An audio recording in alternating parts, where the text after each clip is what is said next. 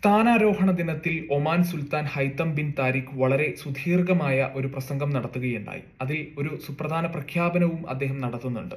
എല്ലാ വർഷവും November 20-ന് Oman ദേശീയ ദിനമായി ആചരിക്കുമെന്നാണ് അദ്ദേഹത്തിന്റെ പ്രഖ്യാപനം. ഇതുവരെ നവംബർ 18-നാണ് ഒമാൻ ദേശീയ ദിനമായി ആചരിച്ചു പോന്നിരുന്നത്. എല്ലാവർക്കും അറിയാം, വിട പറഞ്ഞ സുൽത്താൻ ഖാബൂസ് ബിൻ സയ്യിദിന്റെ ജന്മദിനമാണ് നവംബർ 18. നവംബർ 18-ൽ നിന്നും നവംബർ 20-ലേക്ക് ദേശീയ ദിനമായി ആചരിക്കുമെന്ന് സുൽത്താൻ പ്രഖ്യാപിച്ചതിന് പിന്നിലെ കാരണം എന്താണെന്നാണ് പലരും പരിശോധിക്കുന്നത്.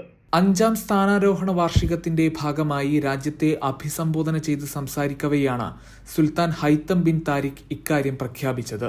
സ്ഥാപക ഇമാം സയ്യിദ് അഹമ്മദ് ബിൻ സയ്യിദ് അൽ ബുസൈദിയുടെ കൈകളാൽ AD 1744 മുതൽ പ്രിയപ്പെട്ട രാജ്യത്തെ സേവിക്കാൻ അൽ ബുസൈദി കുടുംബത്തിന് അംഗീകാരം ലഭിച്ച ദിവസമാണിതെന്നും സുൽത്താൻ പറഞ്ഞു.